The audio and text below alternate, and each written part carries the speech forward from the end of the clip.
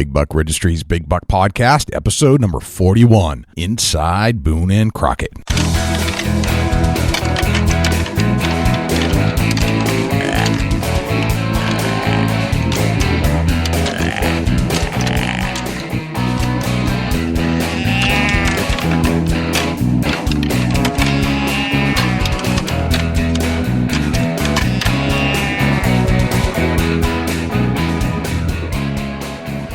Big Buck Registry is a virtual museum of hunting stories. We preserve a piece of Americana by interviewing and recording hunters about their hunts and experiences from across the country.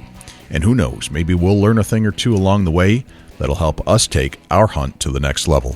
This is Milo Hansen, and you're listening to the Big Buck Registry, the Big Buck Podcast. Welcome to the show, everybody. This is Jay Scott, your host of the Big Buck Registry's Big Buck Podcast. We're back again, and I've got on the other line my good friend and field correspondent from Ohio, Dusty Phillips. Dusty, what is going on? Oh, not a whole lot. It's a beautiful day in the neighborhood. It won't be long and the old thunder chickens will be moving. Absolutely, man. And I'm going to be busting out my old Mossberg 500, my turkey killer. So right on. What's going on tonight with the show? All right. Have you ever heard of the Boone and Crocket Club? Wow. Who hasn't? That's what I said. I mean, this thing has been around for 1800, early mid 1800s, you know, it's been around for a long time. I'm not exact on the date, but I know that they've been around and I know that they've done a lot for the hunting industry. They have been around since 1886, and it was actually started by Teddy Roosevelt, and who was a former president and big conservationist, and what was formerly known as Field and Stream, who, of course, you've heard of the magazine Field and Stream. Oh, for sure. You know, it's, we're saying we're going to talk with Boone and Crocket? We are going to speak and learn all about Boone and Crocket today on today's show. I'm done talking with you. Let's get on with the show. All right, man. I have the Director of Marketing, Keith Balford, and I also have the Assistant Director of Big Game Records, Justin Spring, that have agreed to join us today. And let's get them on the phone right now. Let's call them. Justin and Keith, welcome to the Big Buck Registry's Big Buck Podcast.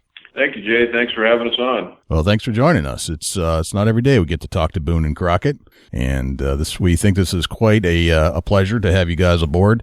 And we want to get into all about Boone and Crocket because I got to tell you, it's one name that I can remember back to when I was about 5 years old, and I think it's important that we get into what this club is truly all about and get the message out to our fan club and our listeners to really tell the story. If that's cool. That's great. Looking forward to it. Excellent. Tell us about you guys. Where are you guys at right now, and what seats do you hold with Boone and Crocket? We're in the Missoula headquarters right now, and I'm the Assistant Director of Big Game Records, and Keith here is our Director of Marketing. We're both out of the Missoula office, so we are here in the frozen north right now. All right. I've got 27 degrees, and I just shoveled 8 inches of partly cloudy.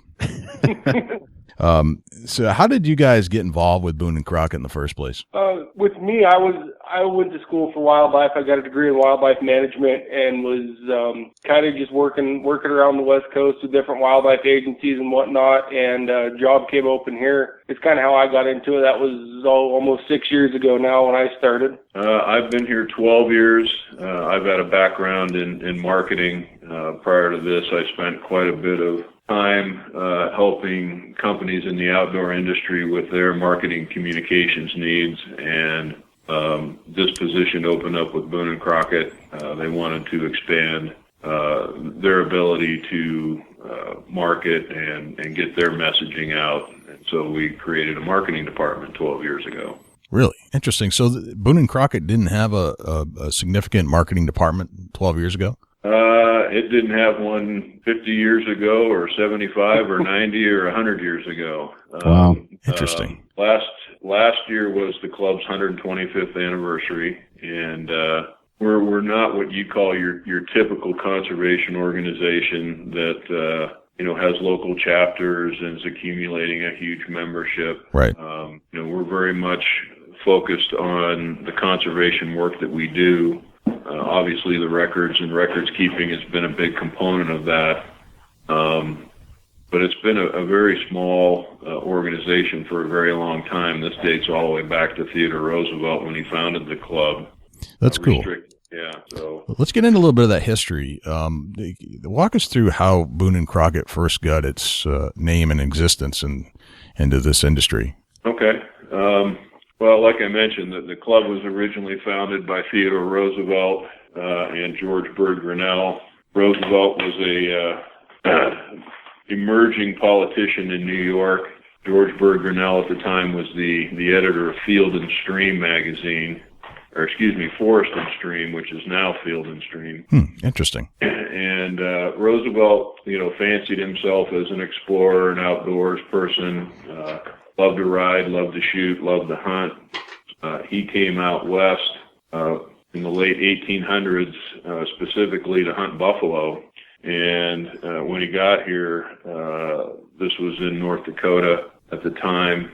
And basically what he found, long story long, was nothing but acres of bleached bones. And this really disturbed him. He spent more time in the West hunting and realized that our thirst for exploration, opening up the West, manifest destiny as it was called, was draining our natural resources at an alarming rate. And he was determined to do something about that. So he returned back to New York City and invited 12 of his friends to a dinner party. This was December 8th, 1887. Yeah. And he sprang this idea on them to start a coalition of sportsmen that would address matters of big game conservation on a national scale. And these 12 men agreed. They decided to name the organization the Boone and Crockett Club after Daniel Boone and Davy Crockett, which were the hunter heroes of their era. Sure. Fascinating. So this club, Boone and Crockett, which, by the way, has been a name that I can remember way back when I was a kid, and I never really knew what it meant back then, but it was always around. My grandfather talked about it, and his grandfather talked about it, and that was about the same start. So it seems like that whole message kind of traveled quickly across the United States, because I can remember my forefathers or my grandfather, his grandfather, talking about stuff regarding the Boone and Crockett. So this goes back to a former president of the United States forming this club because he wanted to form a way to protect our natural resources, specifically out west. Correct. Most people, and rightfully so, through time have associated the name Boone and Crockett with a scoring system and a record book, and we can certainly talk about that. But the main thrust of the club, going all the way back to Roosevelt, was actually establishing the notion of conservation. In 1887, conservation wasn't even a word in the English language, and it was defined by George Bird Grinnell as wise and prudent use without waste. Right. And the very first thing that the Boone and Crockett Club did was save Yellowstone Park. That's something that most people have no idea of. There's not a sign or a placard there, but at that time, Yellowstone Park, our first national park, was being plundered by mining and timber interests, poaching. They were going to put a railroad right through the middle of it. And so the club got busy with some legislation that secured the park, expanded its boundaries, created law enforcement. And so that was the very first initiative of the club, and it just started rolling from there.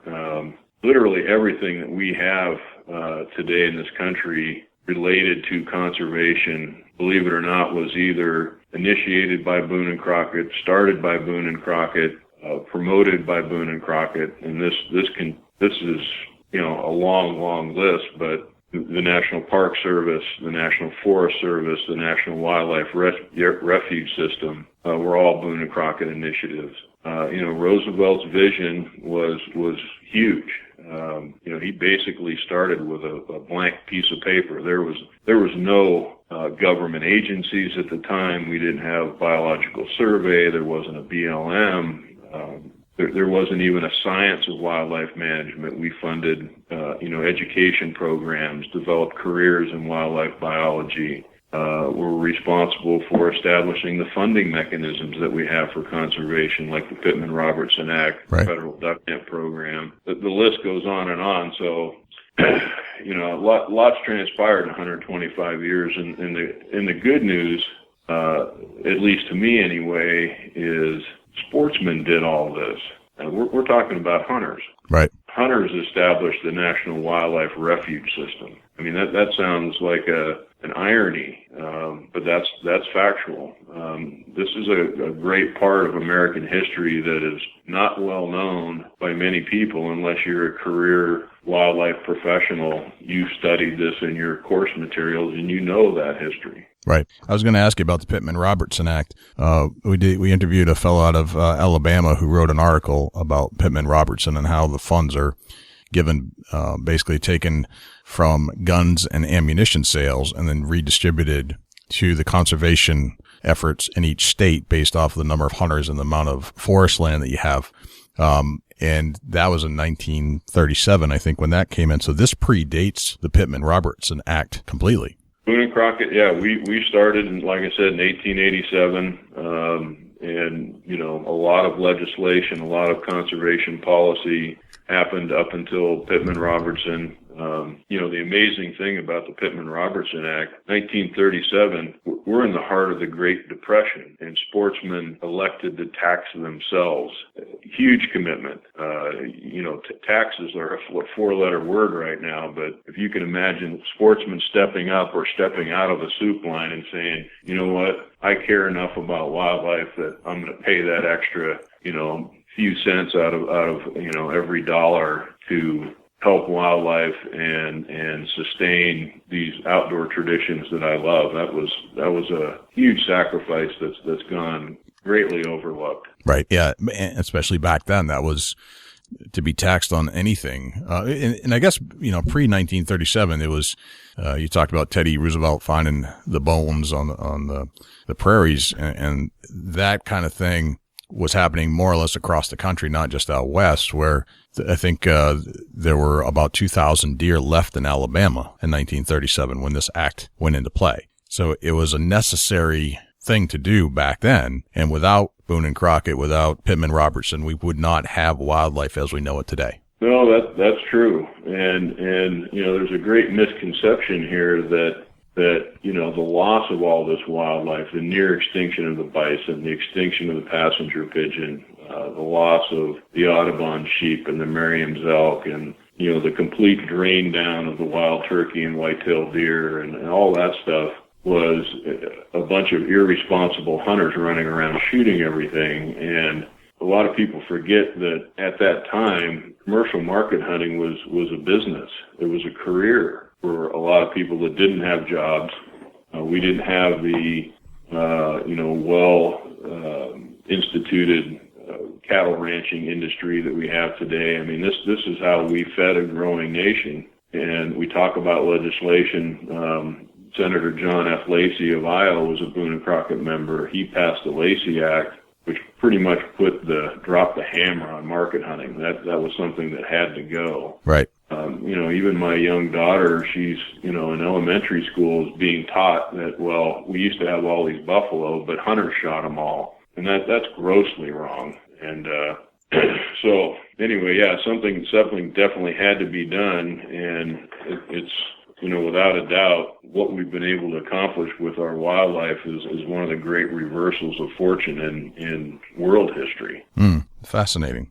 Yeah, I think it's important to share this message. It's do you agree that this message should be brought to the forefront a little more often than it is? That these institutions were created solely for these purposes, and I think we kind of forget how we got here sometimes. Like that message needs to be shared over and over to remind us about the natural resources that we partake in every day when we step into the field with a firearm or bow and go hunting. That it didn't just happen. I mean, these resources were depleted at one time, and that sometimes I think that message gets missed in handing down the idea of hunting to future hunters. No, you're right, and not only among sportsmen, you know, that do hunt now. You know, a lot of them don't know this history or don't know this legacy that's been handed down to them. But certainly the folks that out there that don't hunt, you know, we live in a democratic society, and majority votes win. And we've got a lot of folks out there now believing that the best way to manage wildlife is just to leave them alone, and natural systems will thrive on their own. And that's a dangerous line of thinking, and quite frankly, too narrow of a view. We don't live in a time vacuum. We can't just simply remove man from the equation. We live here, we work on the landscape. We've got to figure out ways to, still get our energy, still get our crops, yet still accommodate wildlife. And this preservationist attitude that's emerging out there, the hands-off, non-use, is really flawed. Right. And the more people that understand, I mean, it's hard. I'll admit that, but for folks that don't hunt to understand how sportsmen that care deeply about wildlife and are passionate about wildlife could actually kill wildlife. That's a hard thing for people to connect.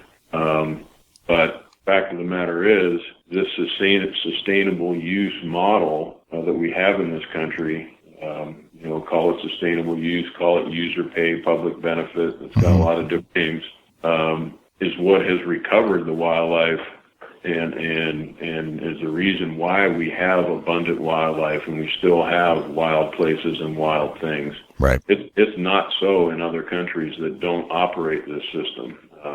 Wildlife there is scarce, poorly managed, if at all. The public really doesn't have easy access to it, and therefore it's being poached. There's a lot of things going on in Africa right now that would make your head swim in terms of natural resource conservation protection. That's just not happening over there unless there's hunting. Hunting brings that need for conservation to the forefront. So you're absolutely right. More people should study the history, especially those folks that are against hunting. They need to honestly ask themselves, where would the wildlife they cherish be if it wasn't for sportsmen? Right. Yep. And it brings on more wildlife through regulated hunting. Just unregulated hunting, chaotic hunting, that isn't really going to work. But the regulated hunting, that's where we're getting into conservation efforts. Yeah, we did away with that. That's basically what the Lacey Act did away with. And sportsmen themselves, we established our game laws. We established bag limits. We established structured hunting seasons. These weren't federally mandated. Sportsmen stepped up and said, we don't need to hunt 24/7, 365. Right. And there needs to be, reasonable bag limits. We want to be able to have game in the field next year and the year after that. Exactly. So the very rules that we have to live by as sportsmen were created by sportsmen. It wasn't that the government came in and said, all right, that's it. You guys are set to these limits, and that's the way it's going to be. All these things go back to sportsmen themselves, and I think that's the key to understanding this. And it's the part that kind of gets me agitated significantly when I hear an anti-hunter say that we kill just for the fun of it. It's part of our tradition, but what they fail to realize is that there's a great deal of conservation that goes along with it. And these days, because of my knowledge of the Lacey Act and the Pittman-Robertson Act and what we're learning tonight with Boone and Crocket, it just fuels that fire that they're wrong and where it's okay to hunt, basically. That's true. And you just hit on a great point here is, sportsmen were responsible for a lot of this. This was a ground-up approach. Sportsmen that were the ones that were on the ground, having to venture further out to find their game. They're the ones that were coming across all the bleached bison bones. They're the ones that were, feeling the brunt of, unbridled exploitation, and not only the wildlife, but, irresponsible land use practices. We were draining wetlands, clear cutting, filling prairies. The habitat that this wildlife needed was equally being abused, and sportsmen were behind, those changes as well. Right.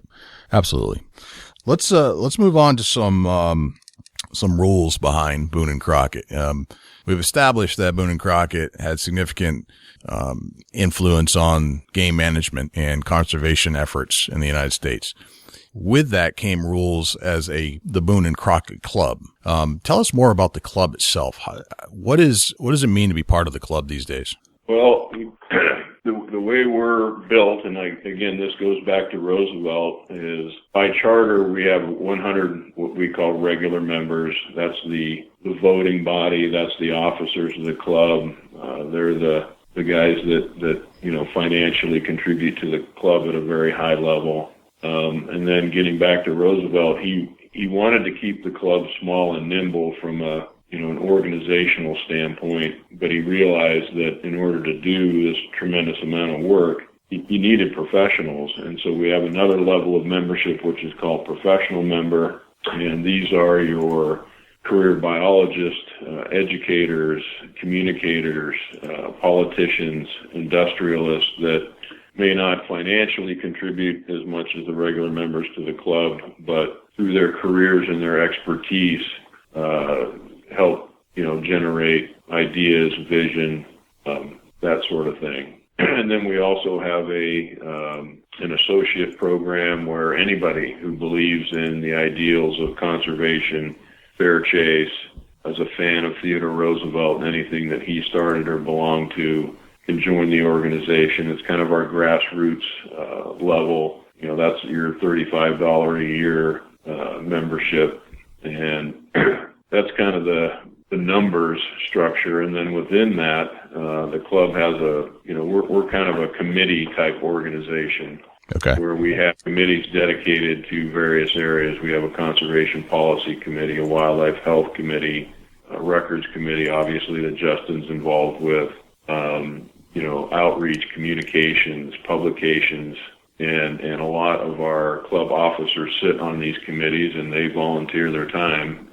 There's a staff here in Missoula of 14 of us. The rest are all volunteers. No That's kidding. Amazing. Wow. No kidding. So for $35, I could join the Boone and Crockett Club. Correct. And what does that get me? Well, we publish a quarterly magazine, aptly named Fair Chase. That's our membership magazine. So you receive that. There's some other, bennies and perks, decals, hats, that type of thing. You have access to the online associate community on our website, discount on our merchandise and our books, and you really get access to a lot of these things that we just talked about, but also, that was more of a historical perspective, but all the things that the club is working on currently in the areas of hunting advocacy, conservation policy. The club really is we're always pointed at the horizon, so to speak. We're very concerned about what's coming, and that goes all the way back to Roosevelt. He was thinking years and years out, and what needs to be in place to get in front of some of the challenges that he felt was going to be emerging. And so we spent a lot of time looking at the future and trying to decide how can we sidestep some landmines, how can we build the infrastructure to take on some of the challenges that are going to come up. Energy development. We all agree that we should be striving for energy independence, but if not done right, that's going to come at a cost to the environment and wildlife. So let's be thinking about that. Right. A lot of talk about climate change. We're looking at that from the standpoint, how is that affecting wildlife and habitat? Wildlife health, I mentioned that as a committee. We've got CWD and EHD and blue tongue and some of these other things that weren't as widespread as they are today. What can be done about that? So, the club really believes that our wildlife needs all the advocates they can get, and we need informed sportsmen to carry these messages forward, know the issues, know what the problems are, know what the correct solutions are. So you ask what does an associate get? They're going to get pretty good dose of all that type of thing, and so that's pretty unique. We think anyway, in the associates that we have, you can really see them respond to that knowledge and that perspective. Because a lot of sportsmen, they see things, in their hometown that they don't understand or is changing right before their eyes and want to do something about it. The club is a great reservoir of information historically and today about just how to deal with these changes and what's doing right by wildlife, what's doing right by the environment. Right. Gotcha. Now, the rules that apply to Boone and Crockett, and I hear things about what is allowed to be scored on the Boone and Crockett scoring system, and that there are other rules that apply to the fair chase. Can you elaborate a little bit on, like, for example, if there's a big rack whitetail that gets shot somewhere in the United States, and you want it to be part of the Boone and Crockett Club, what rules apply to that? So to hit on that, the records program ties in with everything about the conservation that Keith just hit on. And, it was actually started, it was a, display in the Bronx Museum dedicated to the vanishing big game of the world. I mean, they literally thought these big game animals were going to be gone. And so that's when we kind of got our interest in records and recording the best of the best species. Well, as wildlife management started to take off, they saw that there was, areas that still needed help. But they also wanted to scientifically record the specimens, the best of the best, say what we had. And so what they did is they said, well, we want a record system of, what's the best, and we'll use that to gauge wildlife management. The idea being, if you're producing mature trophy males, everything else has to be in place to get to that point. So when they did that, they also said, we want to encourage fair chase hunting. This idea of trophy hunting, that developed at a time when there wasn't a surplus of deer. You didn't drive down, most major cities and have to watch out for deer crossing the road. There wasn't a lot out there. So this idea of taking a mature male past breeding age, this pursuit of a trophy, this high-end thing, it was a conservation tool. I mean, they weren't doing it to be selfish. It wasn't an ego booster. It was how can we hunt? How can we engage in nature? How can we continue to hunt and help the populations? So that was this whole idea of a pursuit of a trophy under fair chase conditions, and that's what you're kind of referring to on these fair chase rules is what they say. The hunter can't have an improper advantage over the game. It started out with airplanes. You couldn't spot game from the air. I mean, it develops as we go along, preserving the history of hunting. And that's the idea of this records program. It's an elite type of situation. It's the very best of the best, but we're not doing it to reward hunters. It's for game. So that's why we also have a minimum score. We don't just record the top 100 deer from every year and put them in a book. We say anything that's reached, for example, a typical whitetail, 160 inches or better, is a mature specimen that needs to be recognized in our data set, and in order to be part of this data set, you also should be hunting by fair chase. And so those are some of the rules. And I mean, you can go on our website and find the exact wording. You can't use electronic devices. There's no high fences, no, a deer trapped in snow, swimming, anything like that we've ever deemed, unsportsmanlike. That, is not the way that people should be pursuing animals. And so that's where this fair chase aspect of the records program came about. Gotcha. Okay. Can you guys hold on 1 second? I've got to change batteries. Okay. Boone and Crockett has to, every new technology comes out, it has to analyze if it degrades the hunt. What we've decided on trail cameras, it cannot be a camera that transmits images to the hunter. I can't be sitting at work watching the trail cameras on my 40 acres, seeing if the deer are there. If it's a camera that you go out, you set it, you go pull the card, you bring it back home, you plug it in and look at what's on there, we feel that that's still okay. But the big hang up on the cameras is those that transmit images now, or any device that would alert you to the presence of an animal, instantaneously, basically, not you return to the site to get a camera or something. Right. Yeah, we're getting to the point where the technology is available that's sending live feeds. And that's what Justin's referring to. Right. That's crossing the line. So those are the cellular based game cameras that can send pictures to your phone or smartphones, or are there some that are out there that even like live feed web camera stuff now? It wouldn't surprise me if there are, and it wouldn't surprise me if not. They'll be coming pretty shortly. Gotcha. But like Justin said, the majority of trail cameras out there and the majority of sportsmen that are using them are, finding out what's available on their property, trying to determine, what bucks, should be harvested this year, what bucks shouldn't be, when these deer are traveling, and they're going out and pulling the cards and studying them, and that's totally fine. Okay, so that piece is okay. That's something I heard was not okay. So I'm glad we cleared that up tonight on the podcast, because there you hear these rumors, you never know if they're really true or not, and that's why we want to get you guys on the air. Dusty, what other myths have you heard about, or just rumors that you've heard about Boone and Crockett that you'd like to clear up tonight? There's a lot of clarification on entries. Can you guys kind of run down of what entries qualify for the Boone and Crockett Club? Okay, so for our records, we only recognize native North American big game. So you've got a few, small game animals. Wolves, for example, is not a big game animal in most areas, things like that. So, you're looking at the deer species, bears, basically just the big game that's common. Each category has a specific minimum. People get confused sometimes. We have awards minimums and all-time minimums.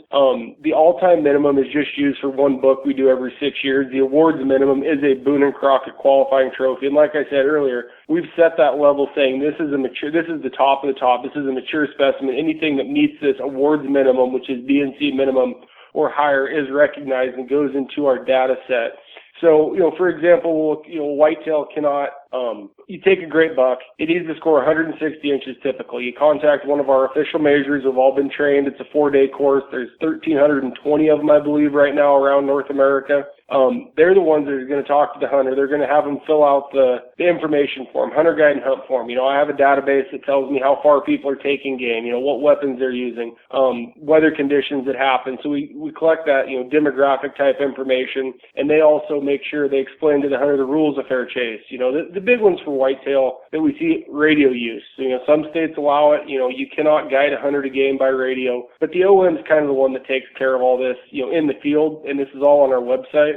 Right. But once he scores that, then it's sent to me here in Missoula. I review every entry that comes in North America right now. And so I look at it and I make sure that all scoring procedures met. And the system was developed in 1950. Since that time, there's only been one major change, and that was a penalty where we, double penalize the deer if its spread was too wide. So this is basically the same thing we've been doing since the 50s, basically. And, every deer that comes along, there's clarifications, and this is where things come up. We've never seen a rack that has this exact situation here. Is this a freak trade? Is this something that shouldn't be rewarded? Or is this, a good, healthy deer? Is this just a natural occurring thing?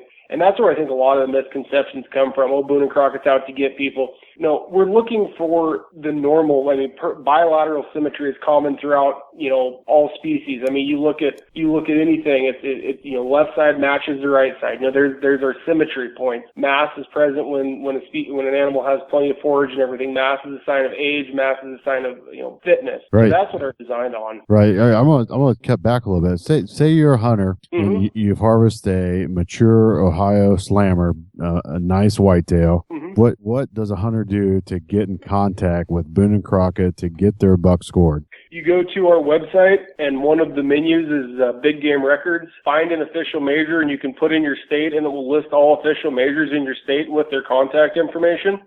There's a 60-day drying period that must take place. So, at day 58 or whatever, you get a hold of the measure and work out a time in a convenient location where the two you can meet and have it scored. And that's basically how the process is started. And is that on? Go ahead. There's no fee for that. Official measures are all volunteers. They do not charge to score. If your trophy does make it above the minimum, and we encourage everybody to enter their trophy, there is a $40 processing fee. But the official measure will take over from there. They have all the paperwork. They'll usher the hunter through the process and make sure that everything gets to Justin. Awesome. Okay, I'm breaking that down a little bit.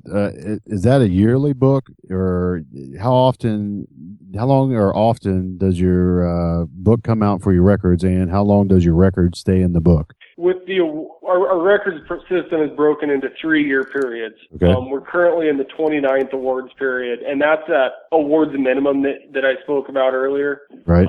Once your buck is entered, it will be in the records for eternity. Anytime I do an analysis, somebody calls and says, hey, is this state doing good? Is it doing bad? Whatever. I've always got those at my fingertips. Now, it'll only appear, if it's at the awards minimum, it'll appear in one book, in any species-specific book, but it's always a Boone and Crocket trophy, and it's always on the system. Every 6 years, we'll do an all-time book, which is the higher minimum score, and every single time we put out that book, as long as the trophy exceeds the all-time minimum, it's printed in that one book, but that's the only thing that other score is used for, so it's never dropped or anything. It's there. It just doesn't appear in every single book we put out going forward, because wildlife management's been so successful and we're seeing so many entries now. Right. And I think that's something that's pretty commonly brought up, that, hey, I put my buck in your record books and it didn't come out in the publication, and I'm glad you mentioned all that, because it may clarify for somebody that don't have that information, that has submitted a buck through you guys, that,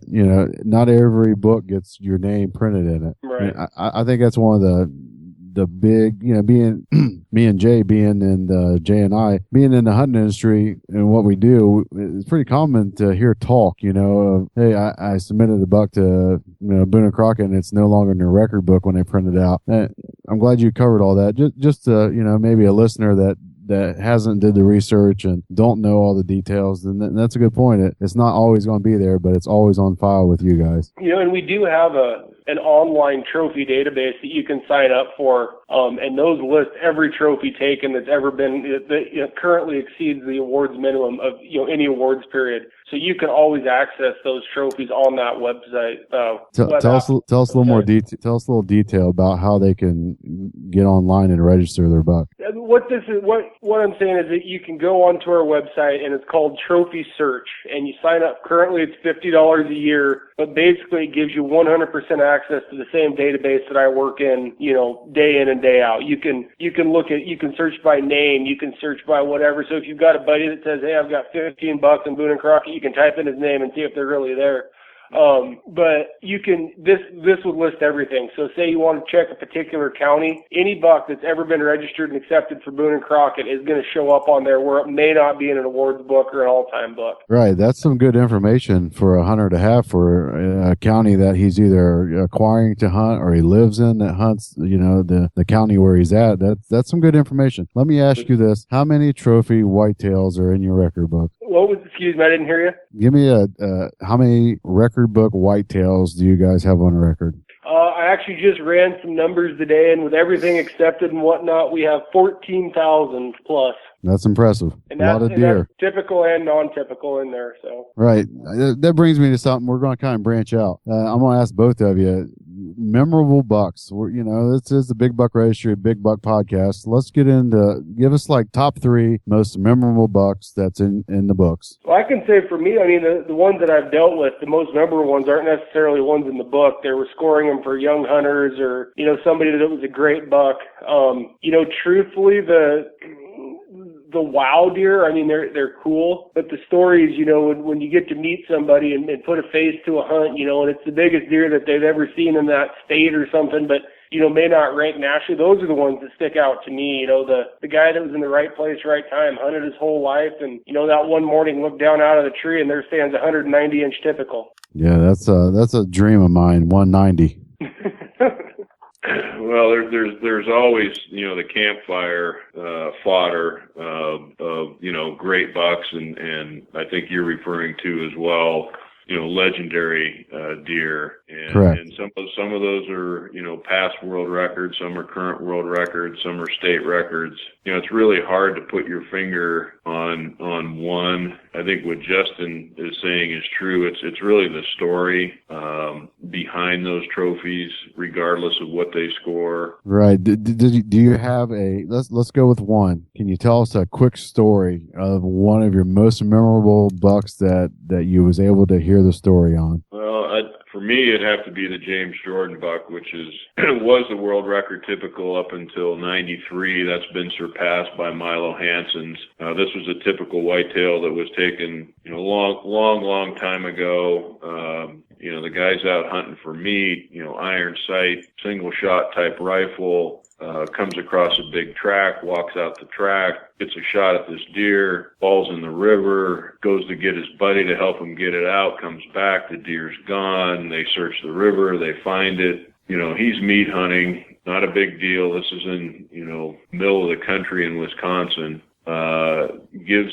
Decides to keep the rack for whatever reason, gives it to a taxidermist to mount for him. Years go by, taxidermist disappears, rack disappears, doesn't think anything of it. Some guy finds this rack in a garage sale. For years, this guy tried to connect himself with this rack, because it was eventually brought to Boone and Crockett's attention and scored and turned out to be the new world record typical whitetail. And there's a long saga of correspondence and him trying to say, hey, I don't care about the deer head. I don't want that, but I want recognition that I was the guy who shot this deer. And by the time all the due diligence was done and we had the evidence that proved that James Jordan was the hunter, it actually came within, 2 months after he had passed away. Oh, man. And wow. that deer was the world's record for several decades. And, many people consider that, the epitome of typical whitetail deer because it was just a massive 5x5 with no trash, just a clean big buck. And so impressive. To me, that's a story that sticks out. Because not only a tremendous deer, but the story behind it. And there's so many like that. We could spend hours going through that, not just on whitetail deer, but, many of the other species of big game that we track. Unbelievable stories. But I guess one important note to make here is, these aren't, this particular one is a story from the past, but we're seeing unbelievable trophies taken now. There is this misconception that, these high-ranking trophies are all from, days gone by, the good old days. With very few exceptions, world records are being broken right now and have been over the last 20 to 25 years. Right.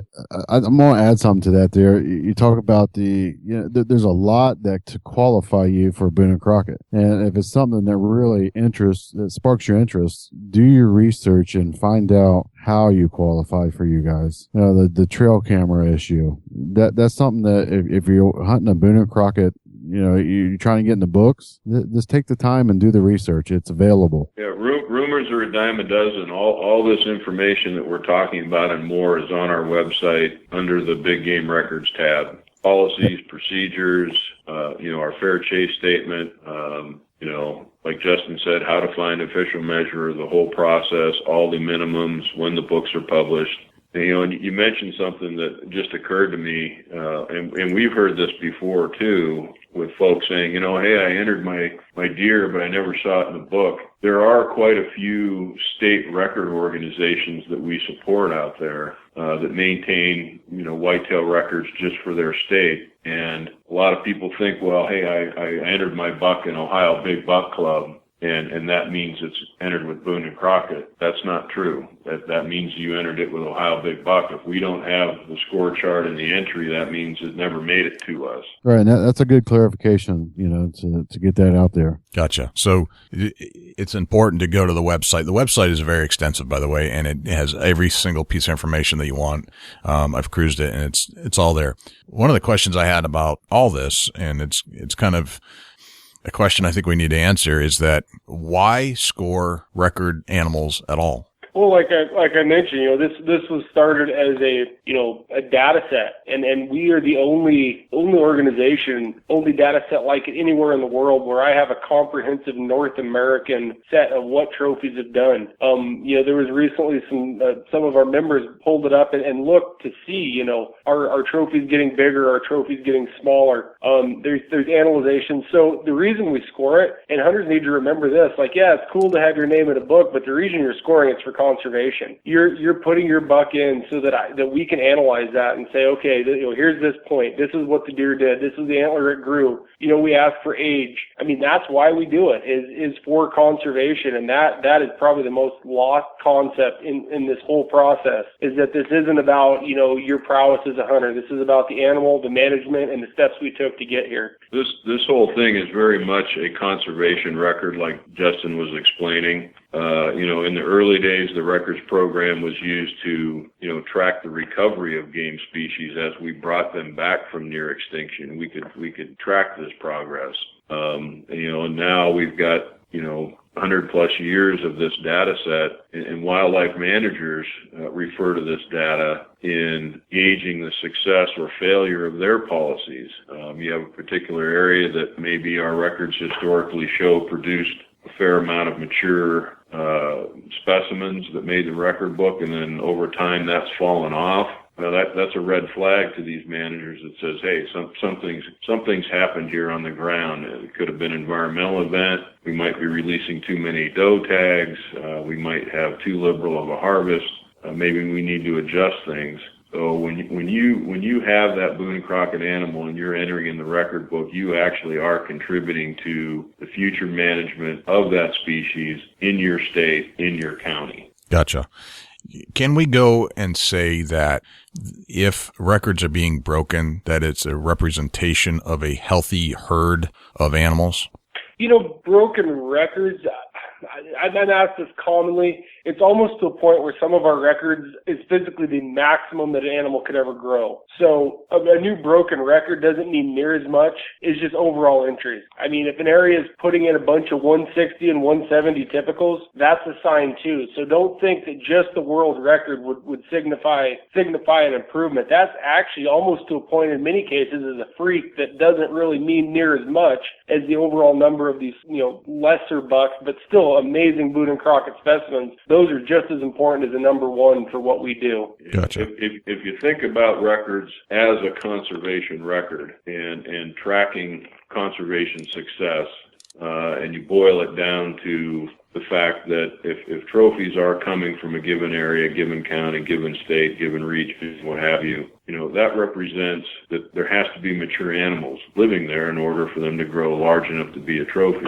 And if you drill even deeper from a biological standpoint, mature animals on the landscape available for sportsmen mean that we're doing something right in terms of managing that herd properly. There's all kinds of evidence that shows, if there are no mature animals, then that herd is not in great health. It's not in great condition. Something has gone wrong, and typically it's either overharvest by natural predators or overharvest by hunters, or a combination of both.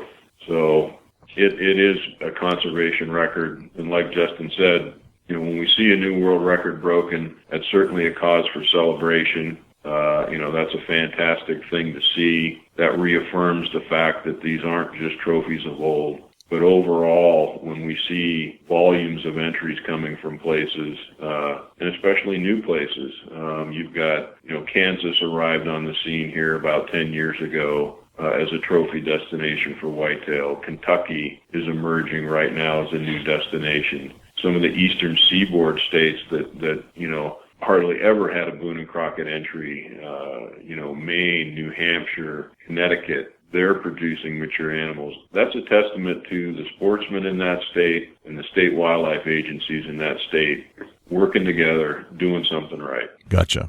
That's also a testament to Boone and Crockett for their record keeping. That not only do the state, the hunter, but Boone and Crockett needs to be recognized for your conservation that you guys are participating in by keeping the records. Well, it all dovetails together. The records component of what we do and the conservation component of what we do are dovetailed, joined at the hip. And I think it's also important to point out that, we shouldn't lose perspective here that a Boone and Crockett trophy animal does not define the hunt.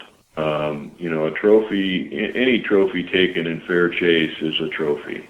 We shouldn't be teaching our young hunters that, if they go out and they don't shoot a Boone and Crockett animal, that they're a failure and that their hunt was a failure. Right. Good point.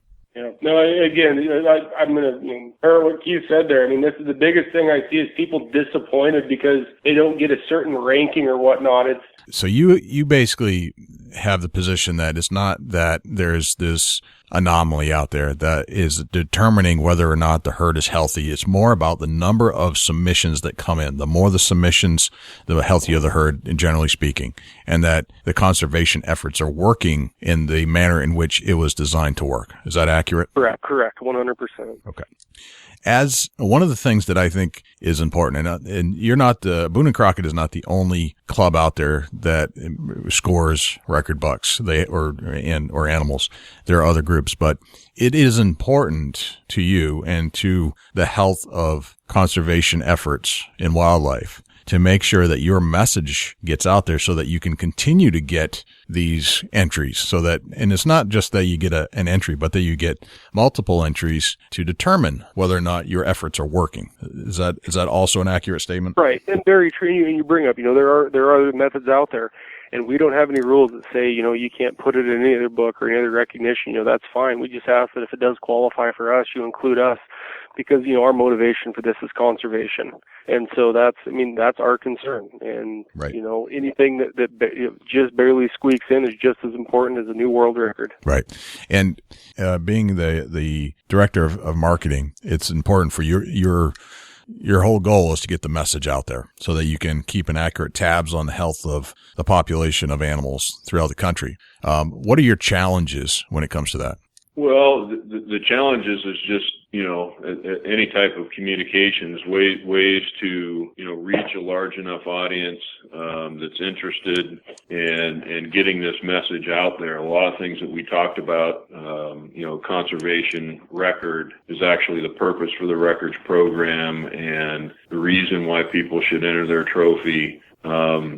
I'm able to do that as an official measure when somebody brings a trophy to my house, and I get that opportunity to talk to them one-on-one, and I'm able to tell them this story, even if the guy came through the front door saying, well, I just want to know what he scores, I'm not interested in the record book. I hear that quite a bit. But just spending 5 minutes with them and explaining, you ought to enter this trophy, and here's why. Well, you can see the light bulbs just going off in these guys and gals. So my biggest challenge is duplication. How do I get this out to more people? And we've done, several types of things. We produce a television series for the Sportsman's Channel. We've done an entire episode on the history and relevance of records. We're putting more stuff in social media that talks about this, trying to get more of this information out to other websites, to forums, to bloggers. We'll eventually get there. Obviously, a radio program like this is a great platform. We certainly appreciate this opportunity. Yep. So it's not an insurmountable challenge. If you can think that Theodore Roosevelt and George Byrne Grinnell established conservation in this country without the internet, we can get this done now. Good point. Very good point. I agree with that completely. Justin, as far as the records that are being kept, what challenges do you have on your side to make sure that these things are accurate? And what kind of do you ever find that you have a dispute that you have to overcome as to who is the owner of the record? There's things like that come up, and it's very rare. I mean, 99% of what I deal with is it's a person's deer of a lifetime. They're so excited. It's not that big of a deal. I mean, there's a couple nasty stories about, a certain family member thought it should have been theirs, and their brother thought it should have been theirs, and huge court battles erupt over it. But that's the rarity. I mean, that's not my day-to-day at all. And again, my biggest challenge is just explaining to people, don't get worried about a number. Don't get worried about a ranking. Enjoy the fact that it was an amazing hunt. You killed a great deer. If it made Boone and Crockett great, it's the same idea. This is science. This isn't, you're not less of a hunter because your deer ranks 294 instead of 292. Right. Gotcha. As far as the scores that you keep the whitetails. That seems to be what comes to mind when I think of Boone and Crocket. It's the whitetail records and, the stories of the different world records and just that type of stuff as far, like the Milo Hansen bucks and anything like that. But as far as there are other animals that you score, mule deer, which I can see, elk, obviously, sheep, moose, those are all antlered or horned type animals. Bears and cats. How do you score a bear or a cat? It's skull measurements. Okay. Purely length and width of the skull. You cannot include the lower jaw. It has to be cleaned. It's one of the categories that's very hard to field judge those things because some bears have fat heads and some bears have really big heads with not much fat on them. It's kind of one of those deals. A good mature bear, will have a bigger skull, but that's what we're looking for on those. Gotcha. All right, now you got to answer this question for me. When did walrus come into the record books? I'm pretty sure it's an original category, and prior to the 70s, they were quite commonly hunted. Jaguar used to be fairly common, not common, I guess isn't the right term, but early on they were plentiful enough in Mexico where those were taken, and we still actually get a fair number of walrus entries because of, as I said, we recognize the animal, not the hunter, so we will take picked up heads into the records book, and there's a handful a year of people that fishermen or people that rent a float plane and fly the beach just to pick up trophy class walrus tusks. Gotcha. That's amazing. I never realized that walrus was one of those ones that you actually keep. Now, as far as being able to access the records, do I have to be a member? Excuse me. You need the trophy search that I mentioned earlier. The $50 is required. If you're an associate, we appreciate that support. That gives you a little bit of a discount, but the trophy search is what you need to have. That's the online database. Okay. Prior to that being available, if you wanted to do your homework or just peruse the records, it was only purchase the record book. But we've had this online searchable database for about 10 years now, and it's a wonderful research tool. You can literally ask it, rank by greatest spread, narrowest spread, most number of points, least number of points, rank by county, rank by, all locations. You can spend hours in there fiddling around. A lot of the trophy entries have field photos attached to them. We're constantly uploading more. You're talking about a database spanning back to 1830. I think that's our oldest entry in the book. Wow. And there's approximately 45,000 entries available on that database. Okay. So there's a lot to go through, and not necessarily going to go through each one. And you can set date ranges. A lot of guys are interested in what's transpired in the last 5 years and the last 10 years. So you don't have to look at the entire database. You can drill it down to just your county, the last 5 years, that type of thing. So, with you guys viewing the records daily, pretty much, what direction is it heading? Is it looking promising? Well, I would say overall, yes. And we, just had mentioned that we publish record books every 3 years, and we do a little reset every 3 years and look at trending.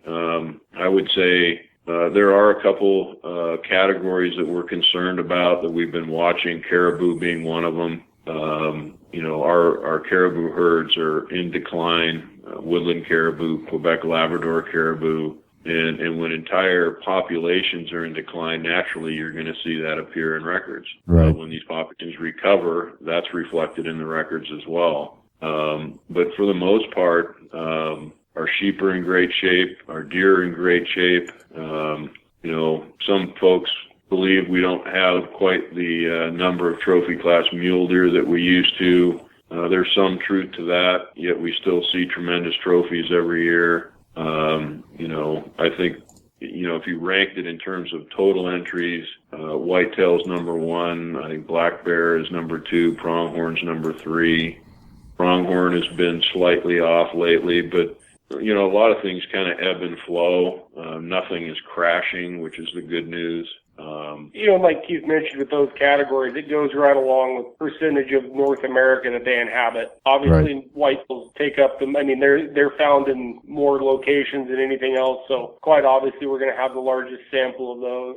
Yeah, it's just good information to hear that, from somebody that sees it on a regular basis, just kind of general idea where their head's hurted. And that sounds like everything's doing pretty good and there's areas you got to work on. I can say that last year, the disease issues, my gut instinct, we haven't seen all the entries yet, but we're going to be down. You're going to see a lower year for whitetails. That being said, a couple years, smaller populations, there could be the potential for some amazing antler growth there. Right. There's year-to-year variations and there's overall trends. And Keith touched on the overall trends, but I do see year-to-year variations as well.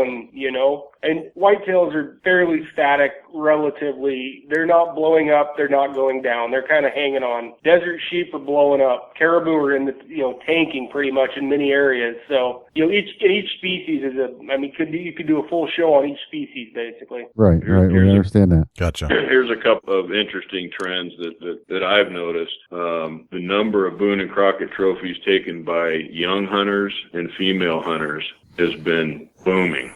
That's a good thing. Really? Yeah. Oh, yeah. Absolutely. We started paying very close attention to, young hunters, kids that were boys and girls that were 16 years and younger when they harvest a Boone and Crockett trophy and have, acknowledged them in our records programs. That number's been steadily climbing since the last two awards periods. And same thing with, you're seeing the numbers nationally of the participation in hunting with women climbing. That's starting to show up in our record data as well. Gotcha. That's phenomenal. So this bring up a great point is that you're not just tracking the animal, you're tracking the people who harvested the animal. That's part of the data set, you bet, and method of harvest. Right. Archery, compound bow, recurve bow, muzzleloader, handgun, shotgun, rifle. And then within that, we also are able to look at the data, shot distance, calibers used, type of equipment used. So there's trends there that we can play with that data and see, more people are shooting 300 Win mags now when it used to be 30-06 and bullet and grain weights and all that kind of stuff. You can really slice and dice this data set a lot of different ways. That's fascinating. Now, how much of that data is available to the club members versus what you guys get to see on a daily basis internally? Well, I'm glad you brought that up. We're just in the process of completely rebuilding our database so that we can harvest more of that kind of data. It's there. We just haven't had a great system to harvest it, and we're doing a better job now so that, in the future, if somebody wants a report on, calibers used today and historically, or shot distances, or moon phases and weather conditions, we're going to be able to have greater access to that in the future than we do currently. That's awesome. That's very cool. Justin and Keith, how do people reach you if they want to get a hold of you to talk about trophies or marketing? Well, there's the old school, pick up the phone. Oh my God. Yeah, there's always somebody here. There are email addresses on our website. That's usually an even better way to do it. That gives us, specific questions, a way to contact people, gives us a time frame to get back to people.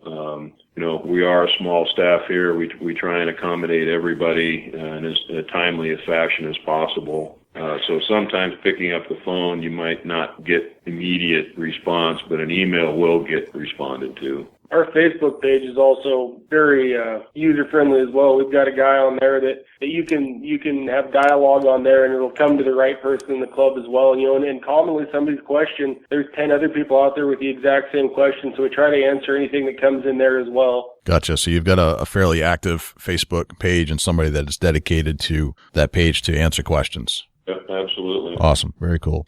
Well, guys, this has been great. Thank you so much for spending some time with us to explain in a little more detail what Boone and Crockett is all about. It's something that's been around in my life for a long time. It's just, just a seed in my brain. But now now it's been explored. Now I understand it much better. And I'm glad we got to take the time to actually go through it. Now I'm sure all of our listeners are going to understand more about Boone and Crockett as well.